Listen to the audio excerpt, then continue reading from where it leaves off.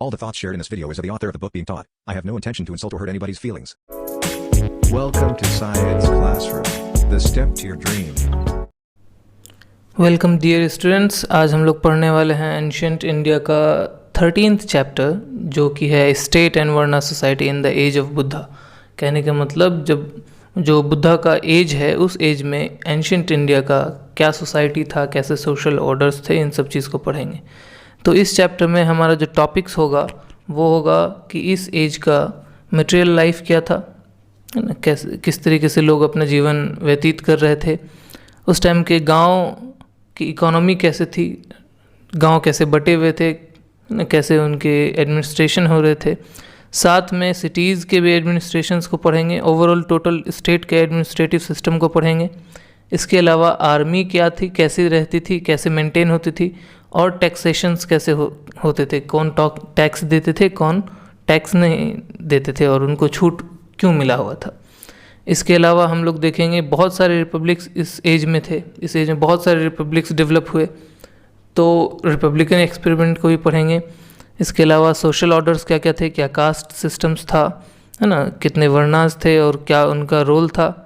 और इसके अलावा उनके लेजिस्लेशंस को भी देखेंगे कि क्या कैसे कैसे कानून थे, है ना, लॉज थे, और कैसे उनको इम्प्लीमेंट किया जाता था। और एंड में देखेंगे कि इस टोटल, है ना, इस पूरे चैप्टर का कंक्लूजन क्या निकलता है, कि इस पूरे चैप्टर को पढ़ने से हमें क्या फ़ायदा है और क्यों पढ़ना चाहिए। ठीक है, तो हम लोग स्टार्ट करते हैं। सबसे पहला टॉपिक जो हमारा होगा वो होगा मटेरियल लाइफ। तो इस एज का एक बहुत इम्पॉर्टेंट बात है, वो बहुत कह सकते हैं कि पहचान है इस एज का, वो है नॉर्दर्न ब्लैक पॉलिश्ड वेयर। मतलब ये एक पॉटरी थी, ठीक है, ये जो कि 5th सेंचुरी या 6th सेंचुरी से 5th सेंचुरी BC के अराउंड गंगेटिक प्लेन्स में, है ना, गंगा के तटों पे जो स्टेट्स डेवलप हुए थे उनमें ये वेयर्स यूज़ हुआ करते थे, इस टाइप की पोट्री यूज़ हुआ करती थी। तो ये एक बहुत ही रिकग्नाइजेबल कैरेक्टरिस्टिक्स है इसका, इस एज का। ठीक है, ये जो पॉटरी थी ना, ये बहुत शाइनी थी, बहुत ग्लॉसी, मतलब चमकता हुआ दिखता था। ठीक है, और बहुत ही फाइन मटेरियल से बना हुआ था, बहुत ही कह सकते हैं कि छोटे कणों वाली मिट्टी से बनती थी, जैसे चिकनी मिट्टी हो गई, है ना, लोमी सॉइल हो गया जैसे, या क्लेई सॉइल हो गया, इससे बना हुआ होता था। और चूंकि ये बहुत ग्लॉसी था, बहुत शाइनी था, तो ये कह सकते थे कि हम लोग कि अमीर लोग इसको ज़्यादा यूज़ करते होंगे। तो ये दिखाता है कि उस टाइम की इकोनॉमी थोड़ी फ्लरिश कर रही होगी, है ना, इसलिए अमीर लोग बेहतरीन से बेहतरीन चीज़ सब ज़्यादा अमाउंट में यूज़ करते हैं, मतलब कर रहे थे, क्योंकि हम लोगों को अपने आर्कोलॉजिकल साइट्स के एक्सकेवेशंस में काफ़ी अमाउंट में ये पॉटरी मिली है। तो ये जो फेज़ है ना, इस पॉटरी का जो फेज़ है, ये दिखाता है सेकेंड अर्बनाइजेशन को। सेकेंड अर्बनाइजेशन क्यों कह रहे हैं, क्योंकि पहला अर्बनाइजेशन हम लोग इंडस वैली सिविलाइजेशन को मानते हैं, है ना, वहीं सिटीज़ डेवलप हुए और बहुत ही अच्छे तरीके से, जो कि हमने शुरू के चैप्टर्स में पढ़ रखा है। इससे पहले चैप्टर्स जो पढ़ा था उसमें हम लोगों ने पढ़ रखा है कि किस तरीके से हड़प्पन सोसाइटी डेवलप हुआ था। तो ये सेकेंड अर्बनाइजेशन को मार्क करता है, दिखाता है। और इस टाइम पे मेटल मनी यूज़ हो रहा है। मेटल मनी कहने का मतलब जैसे सिल्वर के कॉइन्स यूज़ हो रहे हैं, पंच्ड मार्क्ड होंगे, वो आगे हम लोग देखेंगे। इसके अलावा ब्रिक्स, है ना, तो कच्चे मतलब मिट्टी के कच्चे मकान भी देखने को मिल रहे हैं, और साथ में लकड़ी के भी, है ना, एम्बार्कमेंट्स कह सकते हैं, या मान लीजिए दीवार लकड़ी से बनाई हुई, है ना, ये सब देखने को मिल रहा है। और इस एज के, इस फेज़ के जो बीच में, मतलब 3rd सेंचुरी BC के अराउंड, है ना, हम लोगों को बर्न्ड ब्रिक्स, मतलब पके हुए ईंट, और रिंग वेल्स का भी अपीयरेंस दिखता है, मतलब इनका भी हम लोगों को एविडेंसेस देखने को मिलता है। क्योंकि कच्चे मकान जो होते हैं वो पेरिश कर जाते हैं, कई सालों तक, है ना, अच्छे तरीके से रह नहीं पाते, लकड़ियाँ सड़ जाती हैं, तो इसलिए बहुत अमाउंट में वो सब चीज़ नहीं बचा। लेकिन जो बर्न्ड ब्रिक्स होते हैं वो बहुत लेट तक रहते हैं, क्योंकि वो पके हुए होते हैं। तो इस टाइम में जो सिटीज़ डेवलप हुआ था ना, वो मार्केट सेंटर्स थे। मतलब मार्केट सेंटर्स नहीं, एक्चुअली में पहले एडमिनिस्ट्रेटिव सेंटर्स थे। कहने का मतलब यहाँ पे कोई लोकल चीफ्टन रहा करता होगा, मुखिया रहा करता होगा, या छोटी छोटी आर्मीज़ के बटालियंस रहते होंगे। तो पहले एडमिनिस्ट्रेटिव सेंटर्स था, बाद में धीरे धीरे अब इस एडमिनिस्ट्रेटिव सेंटर्स में क्या हुआ कि बहुत सारे क्राफ्टमैन्स रहने लगे, तो बहुत तरह का क्राफ्ट्स यहाँ पे चलने लगा। तो धीरे धीरे ये मार्केट सेंटर बन गए। जैसे कि एक एग्जांपल है सड्डलपुट्टा, जो कि एक जगह था, एक सिटी था वैशाली का, उसमें 500 पॉटर्स की दुकान थे, 500 जो कुम्हार की दुकान, बर्तनों की दुकान थी। तो ये मतलब एक चेंज दिखा रहा है, ठीक है। और जो आर्टिसंस थे, जो मर्चेंट्स थे, आर्टिसंस मतलब समझ लीजिए जो क्राफ्ट्स करते हैं, जैसे कारपेंटर हो गए, है ना, पॉटर्स हो गए, और जो मर्चेंट्स थे, जो ट्रेडर्स थे, ये सब अपने आप को ना गिल्ड्स में, मतलब ग्रुप्स में, यूनियंस जो आजकल हम लोग कहते हैं, जैसे मजदूर यूनियन हुआ, वैसे गिल्ड्स में ये लोग ऑर्गेनाइज रहते थे। आर्टिसंस जो थे और जो ना मर्चेंट्स थे, ये सब एक फिक्स्ड लोकेलिटीज़ में रहते थे, किसी शहर के लोकेलिटीज़, मतलब जैसे कि एग्जांपल देख लीजिए एक, है ना, वेसाज स्ट्रीट या मर्चेंट की गली, है ना, वाराणसी में एक गली थी जहाँ पे सौदागर लोग रहा करते थे। अभी भी हम लोग पुराने शहरों में जाएंगे, जैसे कि दिल्ली में भी हम लोग देखते हैं पराठे वाली गली, तो इसका मतलब ये था कि उस जगह पे पराठे बेचने वाले ज़्यादा रहते थे। लोहे, है ना, क्या कहते हैं, लोहे वाली गली, मतलब वहाँ पे लोहे का काम हुआ करता होगा। तो जो लोकेलिटीज़ थे वो डेवलप हुए कि इस जगह पे इस टाइप के आर्टिसंस रह रहे हैं, है ना, इस जगह पे इस टाइप के सौदागर रह रहे हैं। तो लोकेलिटीज़ में वो लोग रहते थे अपने गिल्ड्स के अंदर, गिल्ड्स कहते हैं ना यूनियंस को। तो जो क्राफ्ट्स था जनरली वो हेरिडिटरी था, कहने का मतलब अगर पिता को आता है तो वो पिता से फिर बच्चे सीखेंगे, उसके बच्चे सीखेंगे, तो हेरिडिटरी था क्राफ्ट्स। ऐसा नहीं ज़रूरी था, लेकिन यही ट्रेंड उस टाइम में चल रहा था। और जो क्राफ्ट्स के प्रोडक्ट्स थे, जो भी, जैसे मान लीजिए कोई कोई कुम्हार है तो मिट्टी के बर्तन बना रहा है, अच्छे अच्छे, है ना, डिज़ाइंस बना रहा है मिट्टी के बर्तन में। तो ये जो थे ना, ये प्रोडक्ट्स कई मतलब अलग अलग स्टेट्स में जा के बेचा करते थे, है ना। तो लॉन्ग डिस्टेंसेस कवर कर करके जाके बेचते थे। और लॉन्ग डिस्टेंसेस वाला ट्रेड कैसे होता था इन लोगों में, चूँकि ज़्यादातर शहर जो थे वो नदी के किनारे स्थित थे। हम लोग महाजनपद पढ़ चुके हैं इससे पहले चैप्टर में, तो वहाँ हम लोग देखे थे कि बहुत सारा महाजनपद डेवलप हुआ और वो जनरली रिवर्स के किनारे। तो एक, है ना, एक फ़ायदा रिवर्स का ये भी था कि रिवर के रूट्स के थ्रू, है ना, ट्रेड फैसिलिटेट किया था, और साथ में कुछ रूट्स जो थे वो लैंड के भी थे, तो इन्हीं को यूज़ करके ट्रेड फैसिलिटेट किया था।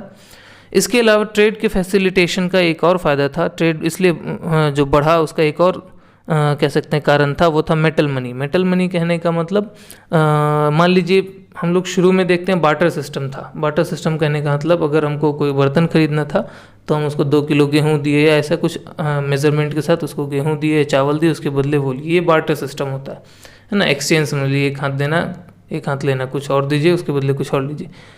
तो ट्रेड को फैसिलिटेट करता है जनरली मनी। हम किसी तरह का, है ना, सिक्का या पैसा डेवलप करते हैं ताकि ट्रेड चलता रहे। तो, है ना, वैदिक टेक्स्ट में 2 टर्म हम लोगों को देखने को मिला है, एक है निष्क और एक है सतवन। ये दोनों कह सकते हैं कि सिक्के को दिखाता है, लेकिन इसका जनरली यूज़ जो हम लोगों को देखने को मिला है वो मिला है कि ये कुछ ऑब्जेक्ट्स हैं जो कि, है ना, बहुत कह सकते हैं कि महंगे ऑब्जेक्ट्स हैं जो बने होते हैं मेटल के। मोस्टली उस टाइम में सिल्वर की बात कर रहा है, ठीक है, सिल्वर या कॉपर। तो ये कॉइन्स को दिखा रहा हो सकता है, ज़रूरी नहीं कि सेम हो। और एक चीज़ याद रखिए कि हम लोग क्या कहते हैं, इस चैप्टर में जो भी चीज़ पढ़ रहे हैं, जो भी टर्म्स हम लोग देखेंगे, वो जनरली 2 तरीके के टेक्स्ट से आएगा। एक आएगा जो प्राकृत लैंग्वेज था पाली उससे, और एक आएगा क्या कहते हैं संस्कृत के जो टेक्स्ट होंगे, जो मोस्टली वैदिक टेक्स्ट होंगे, उनसे, ठीक है। तो पंचमार्क जो कॉइन्स उस टाइम में डेवलप थे, पंचमार्क समझ लीजिए, जैसे कि मान लीजिए सिल्वर का या कॉपर का मैंने, है ना, पिघला हुआ फॉर्म लिया और उसको थोड़ा ठंडा होने दिया, पूरा कंप्लीट ठंडा नहीं, थोड़ा ठंडा। जब वो क्या कहते हैं सॉलिडिफाई हो लेकिन सॉफ्ट हो, तो हम लोग फिर क्या करते हैं, उसमें एक छोटा सा स्टाम्प लेते हैं जिसमें मान लीजिए पहाड़ बना हो या मछली का डिज़ाइन बना हुआ, वो उस पर चिपका देते हैं। तो ये होता है पंचमार्क कॉइन्स, जो कि जनरली हम लोगों को गैंगेटिक प्लेन्स में देखने को मिला है बुद्धा के एज में। बुद्धा के एज समझ लीजिए बिम्बिसारा, जो मैं मतलब महाजनपद में हम लोग पढ़े हैं, जो फर्स्ट मगध एम्पायर डेवलप हो रहा था उस टाइम की भी बात हो रही है। तो मतलब महाजनपद सिस्टम में है, ठीक है, अराउंड 5th to 6th, है ना, सेंचुरी BC। और मेटल मनी का एक और फ़ायदा होता है कि मेटल मनी को हम लोग वेजेस और प्राइसेस में यूज़ करते हैं। कहने का मतलब कोई सिपाही है, उसको क्या कहते हैं एम्प्लॉय करना है, उसको रखना है, तो उसको, है ना, हम लोग गेहूँ चावल नहीं दे करके डायरेक्ट मनी दे देते हैं, मनी से वो जो एक्सचेंज करना चाहे। तो मेटल मनी का ये भी फ़ायदा होता है कि वेजेस जो उनका भाड़ा है, इसके अलावा जो उनका क्या कहते हैं किसी चीज़ को ख़रीदना है तो उसका दाम, प्राइसेस मेटल मनी में दिया जाता है। ऐसा माना जाता है कि जो राइटिंग है वो शायद या कहते हैं कि प्रोबेबली वो है ना अशोका से 1-2 सेंचुरीज़ पहले डेवलप हुआ है। और राइटिंग का फ़ायदा देखिए क्या होता है कि राइटिंग जो होता है, लॉज को लिखने में, जितने भी लॉज हैं उसको हम लोग है ना रिटन फॉर्म में लिखते हैं, तो लॉज को कंपाइल करने में उसका फ़ायदा होता है। साथ में रिचुअल्स कैसे कैसे करने हैं, कितने, मान ली कोई पूजा होना है तो उसमें क्या क्या लगना है, कितना लगना है। इसके अलावा जो मेज़रमेंट्स होते हैं कि कोई चीज़ बनना है तो उसकी लंबाई चौड़ाई क्या होगी, जो कि एक हम लोग पढ़ चुके हैं। जो सुलवा सूत्राज है वो जनरली मेज़रमेंट्स का बुक है कि मान लीजिए पूजा होना है तो उसका कुंड कैसे बनेगा, उसका ज्योमेट्रिकल शेप्स क्या होंगे, तो ये एक बुक है। राइटिंग से ये भी फ़ायदा होता है। इसके अलावा हम लोग बुक कीपिंग कर सकते हैं, हिसाब, बही खाता समझ लीजिए, है ना। ट्रेड के लिए बही खाता बहुत ज़रूरी है, टैक्स कलेक्शन के लिए बही खाता बहुत ज़रूरी है। इसके अलावा जो प्रोफेशनल आर्मीज़ हम लोग, मतलब उस टाइम पे जो एम्प्लॉय होते होंगे बहुत लार्ज अमाउंट में, जो आर्मीज़ होते होंगे, तो उनके पेमेंट्स, उनके वेजेस का एक रिकॉर्ड रखा जाता होगा, तो इसमें बहुत हेल्प होता होगा राइटिंग से। तो राइटिंग का ये फ़ायदा है। हम लोग देखते हैं कि ओवरऑल जो पूरा नॉर्थ हमारा गंगेटिक प्लेन्स का एरिया है, इसमें जितने भी हम लोगों को ये साइट्स देखने को मिले हैं, ऑलमोस्ट 400 जो हैं वो NBPW साइट्स हैं ना, डिस्कवर हो चुके हैं, जिनमें हम लोगों को बहुत सारे टूल्स आयरन के देखने के मिले हैं, जैसे कि कुल्हाड़ी हो गया, हल हो गया, चाकू हो गया, ब्लेड्स हो गए, है ना, रेजर्स, कीले हो गई, और भी कई तरह के आयरन के टूल्स देखने को मिले हैं। 3rd सेंचुरी BC के अराउंड, मतलब इस फेज़ के मिडिल के अराउंड, एक फुल फ्लेज्ड अर्बनाइजेशन हम लोगों को देखने को मिलता है। अब ये कैसे पता चलता है, तो हम लोग देखते हैं, मान लीजिए कि बहुत ज़्यादा अगर मान लीजिए कि किसी खुदाई में, आर्कियोलॉजिकल एक्सकेवेशन में बहुत ज़्यादा अमाउंट में, है ना, किसी लेयर में बहुत ज़्यादा अमाउंट में अगर सामान सब मिलता है, इसका मतलब उस लेयर में या उस टाइम में बहुत ज़्यादा लोग रहे होंगे, तब तो इतना ज़्यादा है ना सामान देखने को मिला है, टूल्स देखने को मिला है। तो इसी जो फेज़ है, इसके जो मिडिल में एकदम बीच में, जो 3rd सेंचुरी BC के अराउंड, है ना, बहुत ज़्यादा ये टूल्स देखने को मिले हैं। तो ये दिखाता है कि जो पॉपुलेशन है इस टाइम पे अचानक से बहुत बढ़ा है। इसका मतलब क्या हुआ कि अर्बनाइजेशन हुआ है, और बहुत अच्छे लेवल पर अर्बनाइजेशन हुआ है, और जो पॉपुलेशन है वो काफ़ी बड़ा है compare to PGW settlements, painted grey ware settlements, जो कि वैदिक पीरियड के क्या कहते हैं पोट्री है, तो उसके मुकाबले ज़्यादा यहाँ पे पॉपुलेशन इंक्रीज़ हुआ है। अब हम लोग पढ़ेंगे रूरल इकोनॉमी के बारे में। इस टाइम पे गांव की क्या इकोनॉमी थी उसमें। तो जो पाली टेक्स्ट हैं उसमें हम लोगों को 3 तरह के विलेजेस का वर्णन देखा गया है। 3 तरीके के विलेजेस के बारे में है। एक तो नॉर्मल जो टिपिकल विलेज होता है, गांव होता है जहाँ खेती होता है ना, अनाज उपजाए जाते हैं, ये सब है ना। तो उसमें जनरली कई सारे कास्ट्स वहाँ पे और कई सारे ग्रुप्स वहाँ पे, ट्राइब्स वहाँ पे रह रहे हैं, और इस टाइप के गांव का सबसे ज़्यादा अमाउंट है, मतलब लार्जेस्ट नंबर जो है वो इन्हीं गांव का है। और इस गांव का हेड होता है जिसको कहते हैं भोजक। ठीक है, अभी भी हम लोग जानते हैं गांव का जो एडमिनिस्ट्रेटिव या फिर कह लीजिए कि लेजिस्लेटिव तो नहीं कह सकते, एडमिनिस्ट्रेटिव हेड ही समझ लीजिए, वो है मुखिया होता है। तो उस टाइम पे है ना, इस टाइप के गांव का जो एडमिनिस्ट्रेशन है वो एक चीफ या हेडमैन जिसको भोजक कहा जाता है उसके अंडर था। दूसरा टाइप का जो गांव है वो सब अर्बन है। सब अर्बन कहने का मतलब आधा शहरीकरण हो चुका है उसका, कहने का मतलब कि वहाँ पे मार्केट्स होंगे, है ना। तो ये सब क्राफ्ट विलेजेस थे, जैसे कि मान लीजिए कारपेंटर्स का विलेज है ना, वहाँ पे ज़्यादातर बढ़ी लोग रहा करते थे, है ना। इसके अलावा समझ लीजिए कि चैरियट मेकर्स या फिर आयरन के टूल्स बनाने वाला गाँव, तो वहाँ पे उस टाइप के लोग ज़्यादा रहते होंगे। तो ये दूसरा टाइप का विलेज है। ठीक है, इसमें मार्केट्स थे जो कि अदर विलेजेस को क्या कहते हैं यहाँ पे ट्रेड करने में हेल्प करते होंगे, और साथ में कई सारे टाउन्स को आपस में कनेक्ट भी करते होंगे, क्योंकि ऑब्वियसली ये मार्केट्स यहाँ पे हैं तो बहुत सारे रूट्स होंगे, रूट्स के आसपास ही होंगे ये सारे विलेजेस, तो कनेक्ट करते होंगे कई सारे टाउन्स को। इसके अलावा तीसरा टाइप का विलेज जो है वो है बॉर्डर विलेजेस, जो जनरली किसी भी एम्पायर के आउटर लिमिट पे होंगे और उसके बाद फिर जंगल शुरू हो जाता होगा। तो ये जो विलेजेस थे ये एंड कहाँ पे होते थे, ये समझ लीजिए एक तरह से मर्ज हो जाते थे, शुरुआत हुए और एंड उनका जंगल है। तो यहाँ पे ज़्यादातर लोग, अब चूँकि जंगल से कनेक्टेड है तो ज़्यादातर लोग हंटर्स होंगे, शिकारी होंगे, या फूड गैदरर्स होंगे, है ना, जंगल से जलावन लाते होंगे, खाना लाते होंगे, जमा करते होंगे, वैसे करके अपना जीवन व्यतीत करते होंगे। तो ये 3 टाइप के गांव हम लोगों को पाली टेक्स्ट में क्या कहते हैं देखने को मिलता है। गांव की जो ज़मीनें थी, है ना, उनको प्लॉट्स में बांट दिया गया था और हर प्लॉट को एक एक फैमिली को दे दिया गया था खेती करने के लिए। उस खेती में उस फैमिली के पूरे मेंबर्स इन्वॉल्व हुआ करते थे और जो टोटल उस गांव का टोटल जितना भी फील्ड था, उनका जो फेंसिंग था, जो बाउंड्रीज बनाने का काम और सिंचाई करने के लिए चैनल्स क्रिएट करने का काम, ये जनरली वहाँ पे जितने भी फैमिलीज रहा करते थे उन सब के मेंबर्स मिल करके, है ना, भोजक जो हेडमैन है उसके सुपरविजन के अंदर, जो मान लीजिए मुखिया टाइप से, उसके सुपरविजन के अंदर ये लोग मिल करके ये 2 काम, मतलब पूरे खेत का, मतलब पूरे गांव का, समझ लीजिए खेतों का बाउंड्रीज और सिंचाई करने के लिए चैनल्स क्रिएट, ये दोनों जो उस गांव के सारे फैमिली मिल के करते थे और एक एक क्या कहते हैं प्लॉट की खेती एक फैमिली के अंदर था। और जितने भी फैमिलीज थे, पीजेंट्स थे, किसान थे, वो उनका जितना भी उपज होता था उसका 1/6 वो टैक्स देते थे और टैक्स कलेक्ट करने के लिए डायरेक्ट रॉयल एजेंट्स आते थे। बीच में कोई ज़मींदारी या बीच में किसी बिचौलिए की ज़रूरत नहीं पड़ती थी, होते भी नहीं थे उस टाइम पे। डायरेक्ट रॉयल एजेंट्स आते थे, वो टैक्स कलेक्ट करते थे और वापस अपने कैपिटल में चले आते थे।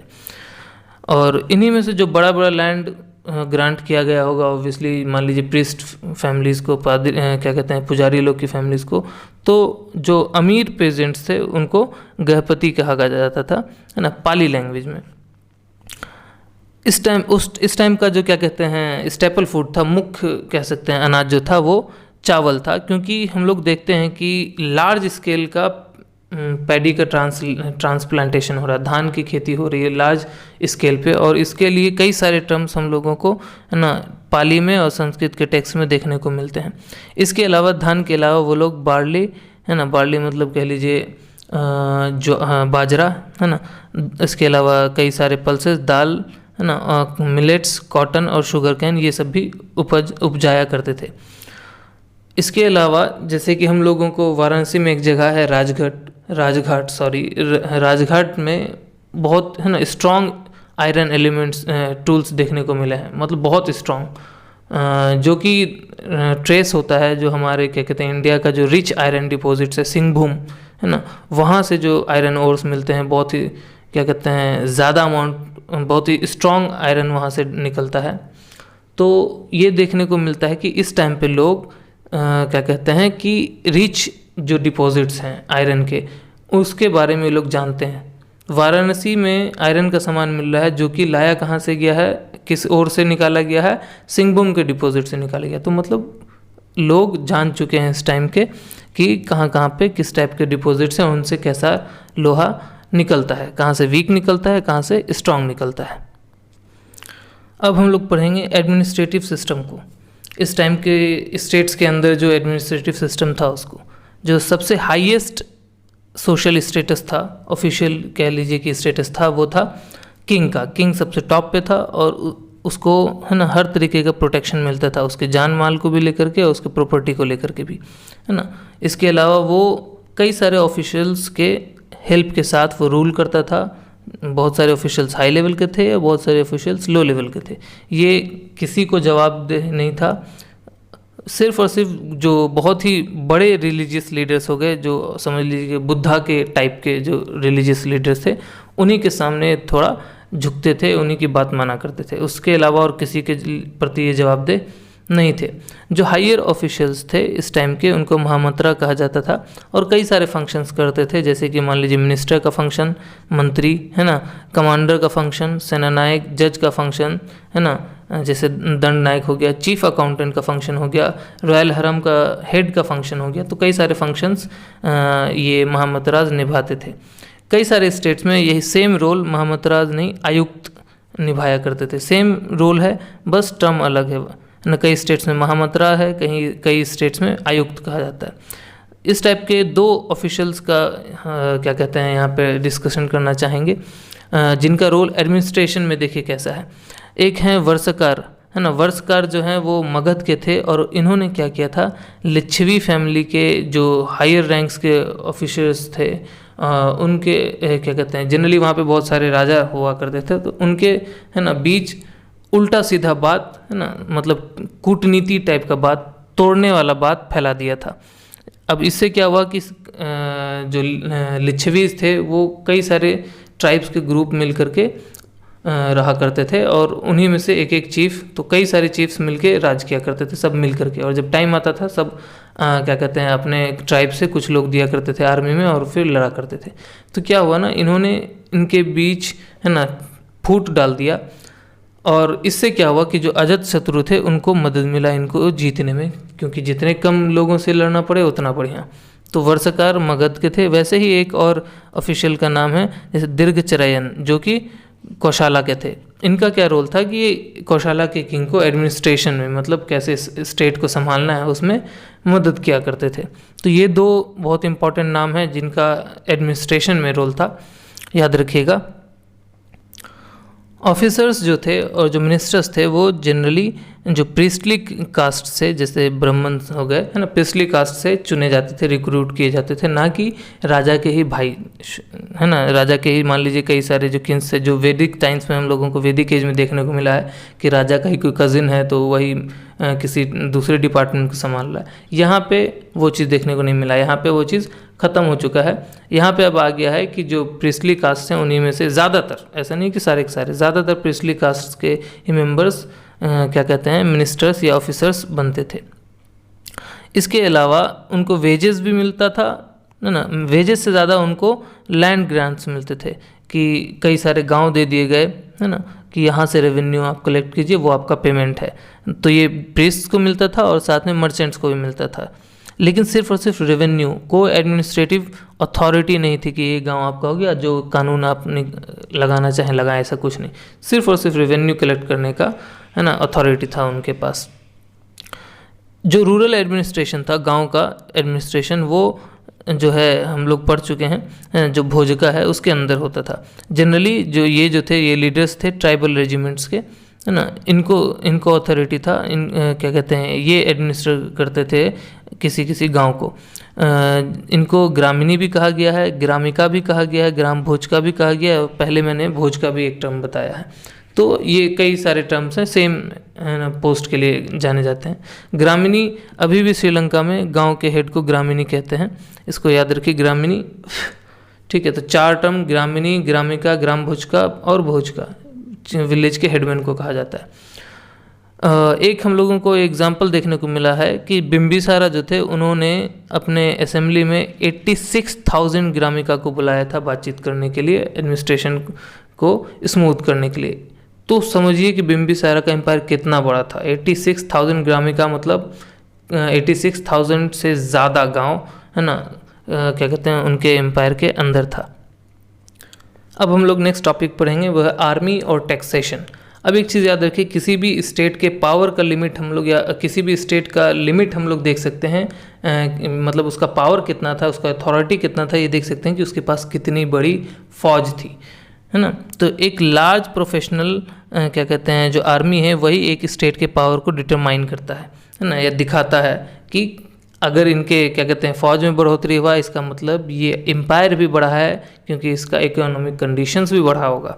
ठीक है, तो जैसे कि हम लोग जानते हैं कि जो नंदा रूलर थे उनका बहुत बड़ा आर्मी था, अलेक्जेंडर की भी फौज उससे डर के भाग गई थी, है ना।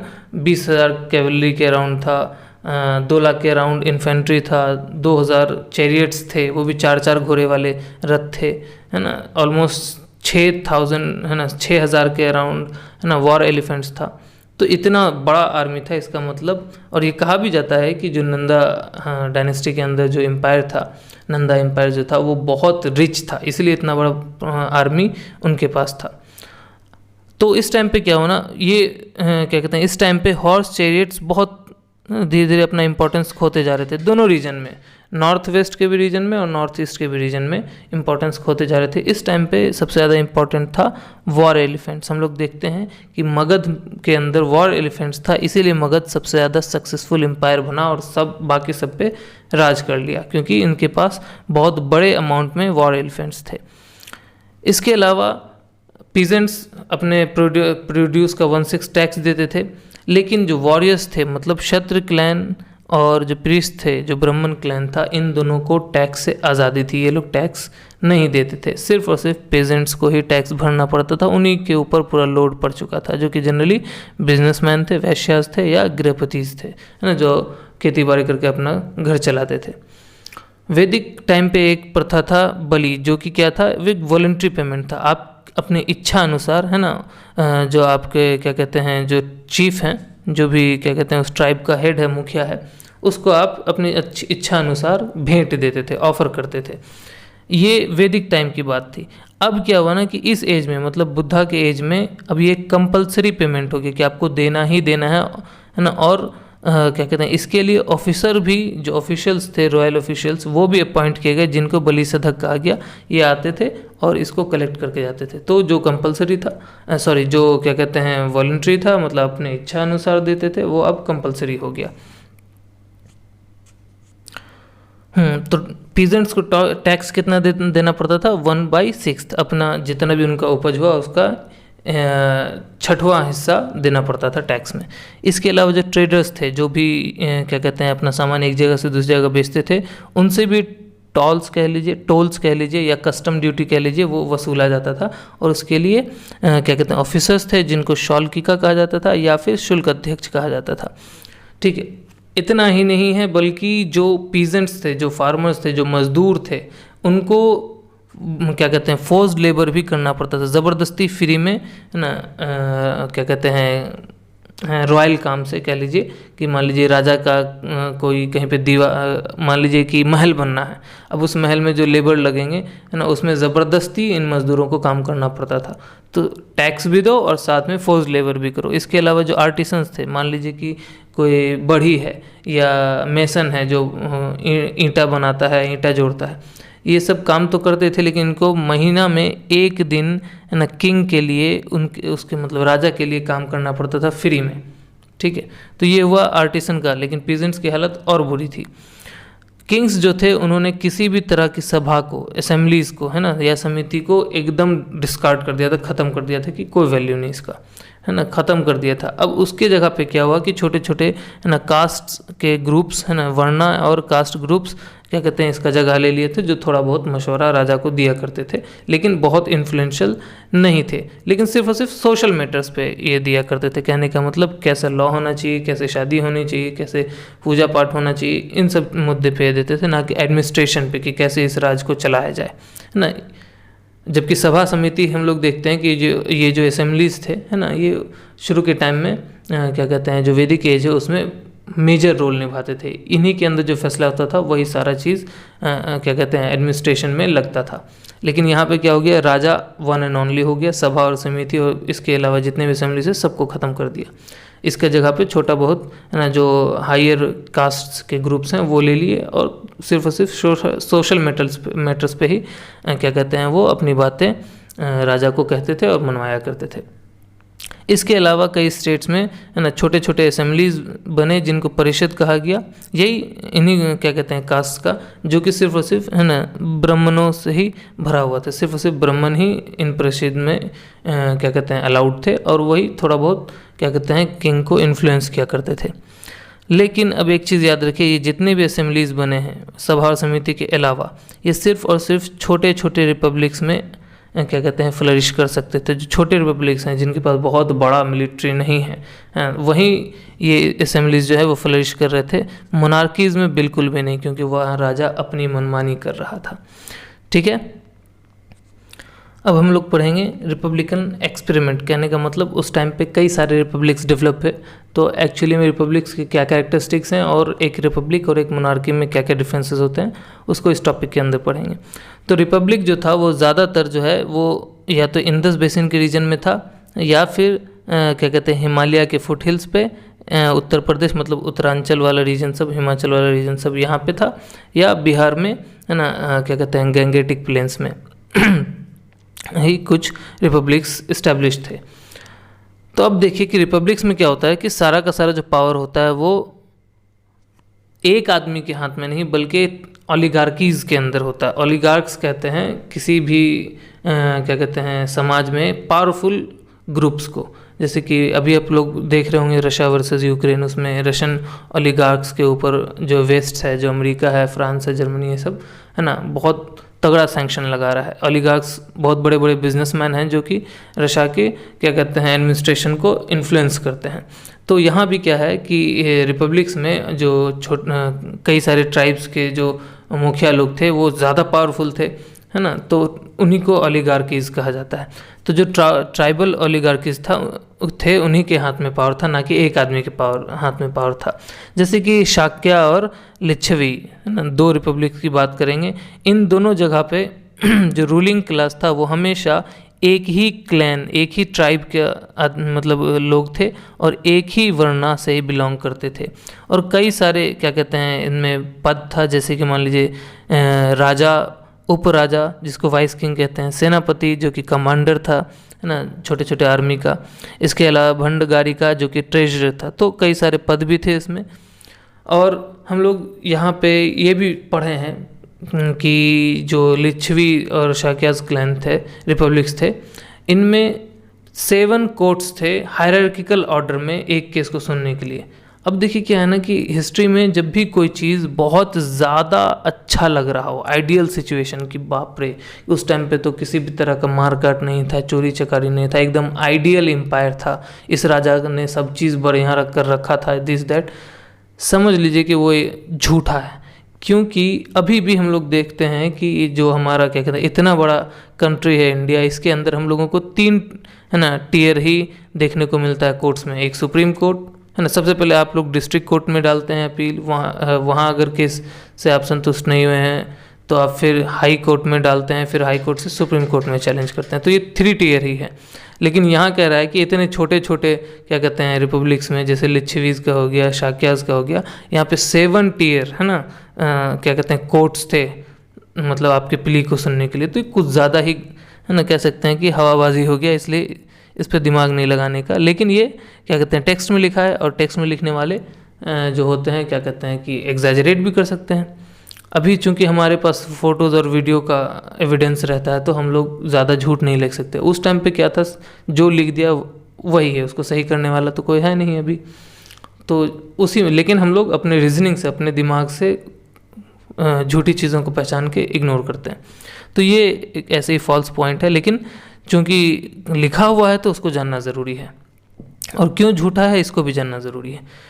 तो लिच्छवीज के केस में एक और चीज़ देखने को मिलता है। लिच्छवीज कहाँ के क्या कहते हैं क्लैन थी, वैशाली के, ठीक है। वहाँ पे 7,000 ऑलमोस्ट 8,000 है ना, 7,707 मतलब 7,707 राजा असेंबलीज में बैठा करते थे।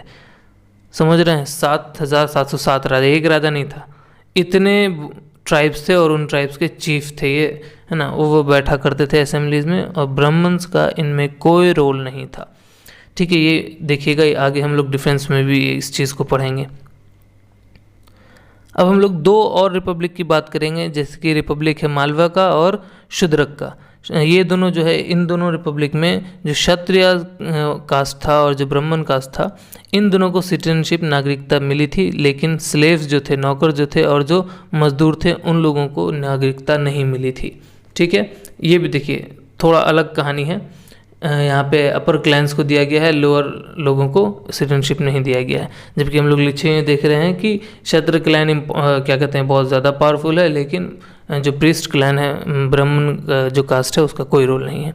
इसके अलावा क्या कहते हैं पंजाब में 20 नदी के किनारे एक स्टेट है, एक स्टेट था उस टाइम पे, जहाँ कहा जाता है कि वहाँ जो मेंबरशिप मिलती थी, सिटीजनशिप मिलती थी, वो उन लोगों को मिलती थी जो कि स्टेट को कम से कम 1 हाथी, लड़ाकू हाथी दिया करते थे। अगर आपने 1 लड़ाकू हाथी दिया है स्टेट को, तो आप वहाँ के क्या कहते हैं उस असेंबली के, उस रिपब्लिक के मेंबर हो सकते हैं। सिटीजनशिप ऐसे मिलती थी।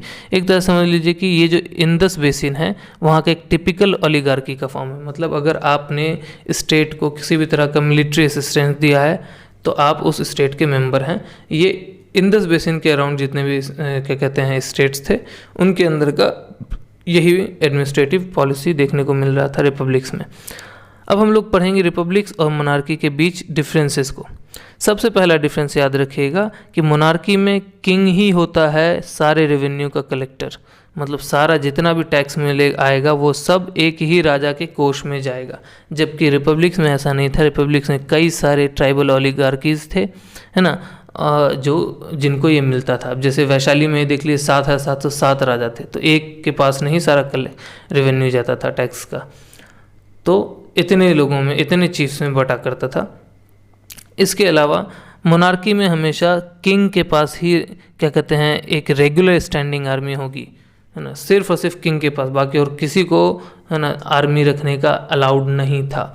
क्योंकि अगर मान लीजिए कि आर्मी रखेंगे 2 स्टेट तो आपस में लड़ेंगे, तो अगर किसी स्टेट को सारा पावर अपने हाथ में रखना है तो सबसे बड़ी आर्मी उसी के पास होनी चाहिए और कोई छोटे स्टेट आर्मी नहीं रख सकते। तो मोनार्की में ये चीज़ था। लेकिन रिपब्लिक हम लोग देखते हैं कि ऐसा नहीं, हर ट्राइबल क्लैन जो था, ओलिगार्की जो था, वो अपना छोटा आर्मी मेंटेन किया जाता था। और इसी केस में देखते थे हम लोग कि जो छोटे छोटे ट्राइबल ग्रुप से वो आपस में लड़ लेते थे, जैसे कि कुरुक्षेत्र में हम लोग देखते हैं क्रू क्लैन के, है ना, लड़ाई को देखते हैं हम लोग। तो हाँ, और इन सब ये छोटे छोटे आर्मी के अपने सेनापति हुआ करते थे, ठीक है। तो ये अलाउड था। ये 2 डिफरेंस है। इसके अलावा 2 और डिफरेंस है, जैसे कि क्या कहते हैं मोनार्की में ब्राह्मण्स का रोल बहुत ज़्यादा था, बहुत इन्फ्लुएंस था उनका राजा के ऊपर।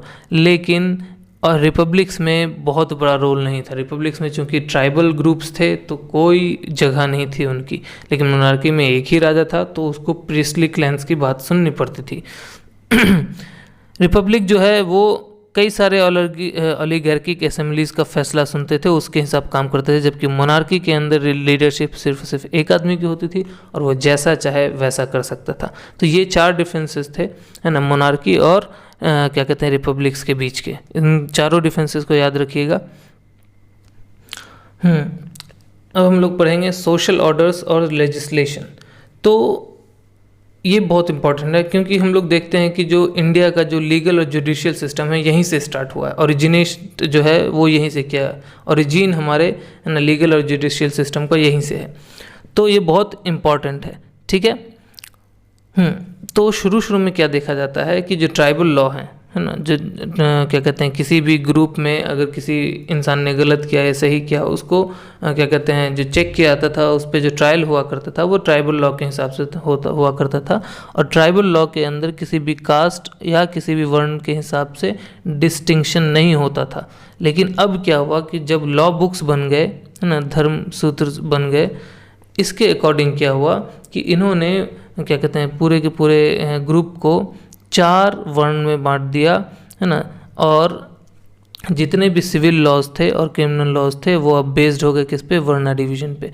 कहने का मतलब जितना हाई होगा आपका वर्ण उतने प्योर होंगे आप, और उतना ही अच्छा मोरल कंडक्ट आपसे एक्सपेक्ट किया गया है कि आप उतना ही अच्छा करते नहीं। आप मान ली अपर कास्ट है, अपर कास्ट कहाँ कुछ गलत कर रहा है, इस हिसाब से वहाँ पे क्या कहते हैं लॉज जो थे वो इन्फ्लुएंस होते थे। और सारी की सारी कमियाँ किस पे आ गई, जो सबसे, है ना, नीचे के वर्ण थे, मोस्टली शूद्र, है ना, उनके ऊपर सारा का सारा डिसेबिलिटीज़ डाल दिया गया कि जितना चोरी चकारी है वो इन्हीं के अंदर है। तो इस तरीके से, है ना, धर्मसूत्र या लॉ बुक्स लिखने के बाद ऐसा हुआ। तो एक और चीज़ हम लोग को देखने को मिलता है कि जो लॉ गिवर्स थे, जिन्होंने कानून को लिखा, कानून दिया, उन्होंने क्या किया, एक कहानी फैला दी कि जो शूद्र हैं वो जो क्रिएटर हैं, जो भी भगवान या फिर ऊपर वाला जो भी क्रिएट किया इंसानों को, वो उसके पैर से क्रिएट किया गया है, मतलब उसके पैर का से शूद्र का क्रिएशन हुआ, इसलिए ये लोग लोअर हैं, ठीक है। तो इस तरह के फिक्शन फैलाने से क्या हुआ कि अब शूद्र भी अपने आप को मानने लगे, हाँ भाई हम तो फीट से क्रिएट किए गए हैं, इसलिए हमारा जो क्या कहते हैं वर्ण है वो लो ही रहेगा। तो इस तरीके से मोरली भी और साइकोलॉजिकल भी दबाव पड़ गया उन पे। तो एक ये तो हो गया खैर वर्ण बेस्ड। लेकिन अब टोटल ओवरऑल अगर हम एग्जीक्यूशंस की बात करें, सज़ा की बात करें लॉ के अंडर, तो देखिए कि जो रॉयल लॉ था और उनके जो एग्जीक्यूटिव्स थे उन्होंने बहुत ही रफ, है ना, और रेडी पनिशमेंट, वैसा पनिशमेंट जिसको तुरंत दे दिया जाए, है ना, बहुत रफ पनिशमेंट, है ना। जैसे कि मान लीजिए सीधे सर काट देना, पता चला कि आप चोरी किए हैं, या मान लीजिए पता चला आप किसी का मर्डर किए हैं, सीधा सर काट दिया गया। बहुत, है ना, हाई लेवल का ट्रायल नहीं, सीधे बोला और जो अच्छा लगा उस हिसाब से सज़ा मिल गया, जैसे कि बेहेडिंग है ना, सर काटना, कोरे मारना, स्काउजिंग, ठीक है। इसके अलावा ज़बान खींच ली जाएगी वाला टाइप से, है ना, पनिशमेंट। और इसके अलावा कुछ पनिशमेंट्स इस आइडिया पे भी बेस्ड थे कि रिवेंज का आइडिया, है ना, जैसे आँख के बदले आँख, अच्छा ये तुम्हारा आँख फोड़ा तो इसका भी आँख फोड़ दो, बात बराबर। तो हम मुंह तोड़ दिया, इसका भी मुंह तोड़ दो, 10 दांत झाड़ा है, 10 दांत तुम भी झाड़ दो। तो इस टाइप के पनिशमेंट में यहाँ मिलते पनिशमेंट दिया करते थे। तो बहुत ही अजीब टाइप का, हालांकि इससे पहले किसी तरह का हम लोगों को लॉ देखने को नहीं मिल रहा है, लेकिन अब लॉज आए हैं थोड़ा अजीब है, चूँकि शुरू में जो भी चीज़ होगा वो अधूरा और बहुत परफेक्ट तो होगा नहीं, तो इसलिए, है ना, इस टाइप के कमियां देखने को मिल रही हैं। और जो लॉ गिवर्स थे उन्होंने एक चीज़ का ख्याल बिल्कुल रखा कि जो नॉन वैदिक ट्राइब्स यहाँ रह रहे हैं, वो ट्राइब्स जो यहाँ के इंडिजीनियस जंगली लोग समझ लीजिए, जो इंडिजीनियस ट्राइब्स थे जो यहाँ पहले से रह रहे थे, उनके कस्टम्स को ज़्यादा मतलब क्या कहते हैं, ऐसा नहीं कि इग्नोर नहीं किया। नहीं तो क्या होता है कि मान लीजिए आप कहीं रह रहे हैं और क्या कहते हैं अपने आसपास रहने वाले लोगों के किसी भी फीलिंग्स को इग्नोर करते हैं, तो धीरे धीरे उनके अंदर आपके खिलाफ गुस्सा भरता है। तो इन्होंने क्या किया कि उनके कस्टम्स को, उनके रिचुअल्स को, प्रथा को इग्नोर नहीं किया, नहीं भाई हमारी मानो। इन्होंने क्या किया कि धीरे धीरे उनके कस्टम्स को थोड़ा थोड़ा करके अपने में मिलाते चले गए, है ना। They gradually absorbed in the Brahmanical social order, और धीरे धीरे क्या किया उनको क्या कहते हैं अपने कस्टम्स के अंदर एब्जॉर्ब करते चले गए। और ये चीज़ हेल्प क्या कहते हैं कैसे हुआ, धीरे धीरे जब वो ज़्यादा ज़मीन जीतते चले गए तो वो आसपास जितने भी उनके क्या कहते हैं लोकल ट्राइब्स थे उन सब को अपने अंदर लेते चले गए, और धीरे धीरे उनका कस्टम इनके कस्टम में मिलता चला गया। और इससे क्या हुआ कि कॉन्फ्लिक्ट बहुत ज़्यादा नहीं हुआ। कई सारे ट्राइब्स को इन्होंने क्या किया कि एक कहानी के तौर पे इनका एक अलग सोशल ओरिजिन दे दिया। कि मान लीजिए किसी भी तरह का कोई कथा गाथा बना दिया कि यहाँ से ये लोग निकले थे इसलिए इनका ऐसा व्यवहार है और इनको ऐसे ही छोड़ देना होता है, इनका हिसाब हम नहीं करेंगे। तो इस तरीके से अलग अलग टाइप से, है ना, फिक्शियस सोशल ओरिजिन्स दे दे के उनको उनके ही कस्टम्स के थ्रू जीने के लिए छोड़ दिया कि आप अपने हिसाब से जिए, ठीक है। अब हम लोग पढ़ेंगे कि ये सारा चीज़ इस चैप्टर में जितना चीज़ पढ़े इन सब का कंक्लूजन क्या है। देखिए ये पीरियड जो है PGW फेज़, ये बहुत इंपॉर्टेंट है क्योंकि यहीं पे हम लोग अपना एंशियंट इंडियन पॉलिटी, है ना, मतलब एडमिनिस्ट्रेशन का तरीका, अपना एंशियंट इंडिया का क्या कहते हैं इकोनॉमी और सोसाइटी किस टाइप से था, मतलब डेवलप हुआ, इसको शेप लेते हुए देखते हैं। देखिए जो इंडस वैली सिविलाइजेशन था वो तो विलुप्त हो चुका था, उसका कहीं कुछ देखने को नहीं मिलता, इसलिए उसकी बात करेंगे नहीं। वहाँ भी ऑब्वियसली किसी न किसी तरह का पॉलिटी रहा होगा, किसी टाइप का इकोनॉमी रहा होगा, है ना, किसी टाइप का वहाँ पे लॉज रहे होंगे जो कि अभी हम लोग को पता ही नहीं। तो वहाँ से अभी हम लोगों को कोई ओरिजिन, कोई रिलेशन अभी है नहीं। इसलिए इस फेज़ से हम लोगों का जो एंशियंट पॉलिटी है वो अभी मतलब उसी हिसाब से हम लोग चल रहे हैं, थोड़ा उसको अच्छा करते हुए चल रहे हैं। अभी भी कमियां हैं बहुत सारी, ऐसा नहीं है, और आगे हो सकता है 50-100 साल में वो चीज़ें भी ख़त्म होती जाएंगी और अच्छी चीज़ें क्या कहते हैं जो रूल्स हैं वो आते जाएंगे और हमारा पॉलिटी और इकोनॉमी और अच्छा शेप लेता चला जाएगा। लेकिन इस फेज़ में ओरिजिन हुआ है, इसलिए ये फेज़ बहुत इंपॉर्टेंट है। इसके अलावा हम लोग देखते हैं कि जो एग्रीकल्चर है वो आयरन टूल्स, पहले लकड़ी यूज़ हो रहा था, पत्थर यूज़ हो रहा था, तो बहुत कम लेवल में एग्रीकल्चर हुआ था। अब क्या हुआ कि आयरन टूल्स के यूज़ होने से एग्रीकल्चर बहुत बढ़ गया, ठीक है। इसके अलावा जो धान है उसका ट्रांसप्लांटेशन का टेक्निक यूज़ हो गया। धान आप लोग पढ़े होंगे, क्रॉप प्रोडक्शन जो चैप्टर होता है बायो में, है ना, उसमें जानते हैं कि जो धान की खेती होती है, अगर एक ही जगह धान उगा दिया जाए तो कंपटीशन की वजह से बहुत कम धान उग पाएगा। लेकिन जब धान को एक जगह उगाइए और जैसे छोटा छोटा पौधा निकला उसको फिर एक एक करके अलग अलग लगा दीजिए, ये कहलाता है ट्रांसप्लांटेशन का टेक्निक। इससे क्या होता है, धान की उपज बढ़ती है। तो बहुत बड़े स्केल में धान का क्या कहते हैं ट्रांसप्लांटेशन यहाँ इस एज में हो रहा है। इससे क्या हुआ कि जो इकोनॉमी हो गई वो अब एक एडवांस्ड फूड प्रोड्यूसिंग इकोनॉमी हो गई, और इससे फ़ायदा हुआ। ये जनरली ईस्टर्न यूपी और बिहार रीजन का है ना। बिहार में मतलब जब बिहार झारखंड दोनों रीजन की बात कर रहे हैं, बिहार झारखंड अथवा सा बंगाल का एरिया भी, ठीक है। तो इसकी वजह से क्या हुआ कि कंडीशंस डेवलप हुए टाउन्स डेवलपमेंट में, क्योंकि ज़्यादा अगर मान लीजिए उपज होगा, सरप्लस उपज होगा, तो बहुत सारे लोग खेती छोड़ करके अलग अलग क्राफ्ट सीखेंगे। कोई डॉक्टर बनेगा, कोई इंजीनियर बनेगा, कोई क्या कहते हैं फैक्ट्रीज़ खोलेगा। उस टाइम पे मान लीजिए बर्तन बनाने वाला कला सीखेगा, क्या कहते हैं कारपेंट्री सीखेगा। जब खेती से हटेगा तब तो जब सरप्लस होगा तो टाउन्स डेवलप होंगे, ट्रेड्स डेवलप होगा, इंडस्ट्रीज़ डेवलप होगा, और फिर धीरे धीरे मेटल मनी प्रचलन में आ जाएगा। मनी प्रचलन में आ जाएगा तो इकोनॉमी बूम करेगा। ऐसे ही बूस्ट है ना, मनी के जैसे ही वैल्यू बढ़ता है हमारा इकोनॉमी बढ़ जाता है, रुपया का वैल्यू जितना गिरता है हमारा इकोनॉमी गिर जाता है। तो मेटल मनी बहुत इंपॉर्टेंट होता है। अब चूंकि बहुत ज़्यादा सीरियल का प्रोडक्शन हो रहा है, अनाज का उपज हो रहा है, तो इससे क्या हुआ, टैक्सेस भी ज़्यादा कलेक्ट होंगे, और टैक्सेस कलेक्ट होगा तो आर्मी भी डेवलप होगी। ठीक है, जितना ज़्यादा पैसा उतना डेवलप आर्मी किसी देश के पास होता है, तो उस टाइम पे उतनी बड़ी आर्मी और उतने समय तक मेंटेन रहने वाली आर्मी। क्योंकि आपके पास क्या कहते हैं अनाज नहीं है, टैक्स कलेक्ट नहीं कर पा रहे, मनी नहीं रहा, तो आप वेजेस क्या दीजिएगा सिपाही को, सिपाही धीरे धीरे नौकरी छोड़ देंगे। इसलिए क्या हुआ कि रेगुलर टैक्सेस और ट्रिब्यूट्स की वजह से लार्ज स्टेट्स है ना डेवलप हुए और बड़े बड़े एम्पायर बने। अब याद रखिए कि ये जो पॉलिटी निकला है ना, ये जो एडमिनिस्ट्रेशन करने का तरीका निकला, अब ये लोग क्यों माने, तो उनको क्या किया गया कि जोड़ दिया गया लॉ बुक्स में अलग अलग वर्ण डाल करके कि हाँ भाई ऐसा ऐसा कास्ट है, ऐसा ऐसा आपका ग्रुप है, और इसी में आपको रहना है, जीना है, मरना है। ठीक है, तो वर्ण बांटने से क्या हुआ कि इस पॉलिटी को लगातार कई सालों तक आगे चल सके ये क्या कहते हैं एडमिनिस्ट्रेशन, इसलिए इसको वर्ण के साथ जोड़ दिया गया और वर्ण का नया टेक्निक डेवलप हुआ इसी एज में। ठीक है, और सारे वर्ण का काम जो है वो क्लियरली लिख दिया गया लॉ बुक्स में, धर्मसूत्र में लिख दिया गया कि ऐसा ऐसा होगा, है ना। तो धर्मसूत्र के हिसाब से जो रूलर्स हैं, क्षत्र हैं, रूलर्स या फाइटर्स, वो क्या उनको क्षत्र कहा गया, और उनका काम था लड़ाई करना, रक्षा करना अपने क्या कहते हैं लोगों की। और जो प्रीस्ट थे उनको क्या कहते हैं, जो पुजारी हैं, जो शिक्षक थे, इनका है ना क्या कहते हैं जो वर्ण था, इसका सिर्फ और सिर्फ काम था कि आप लोगों को शिक्षा दें कि कैसे जीवन जीना है, कैसे क्या करना है। ठीक है, तो ये कौन सा क्या कहते हैं वर्ण हुआ, ये ब्राह्मण वर्ण हुआ। और जो पीजेंट से थे, जैसे खेती बाड़ी करने वाले या जो आर्टिसंस हुए, क्राफ्टमैन हुए, है ना, और जो क्या कहते हैं ट्रेडर्स थे, जिनसे ज़्यादा क्या कहते हैं टैक्स लिया जाएगा समझ लीजिए, है ना, वो वैश्य क्या कहते हैं वर्ण में आए।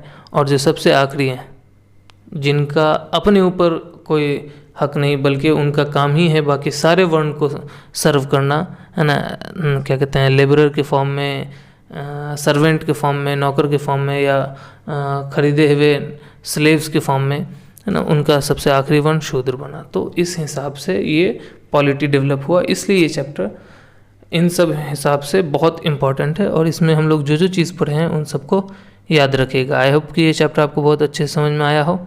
हम लोग फिर मिलते हैं नेक्स्ट वीडियो में अगले चैप्टर के साथ, तब तक के लिए। If you learned something, please do like and share this video and subscribe to my channel.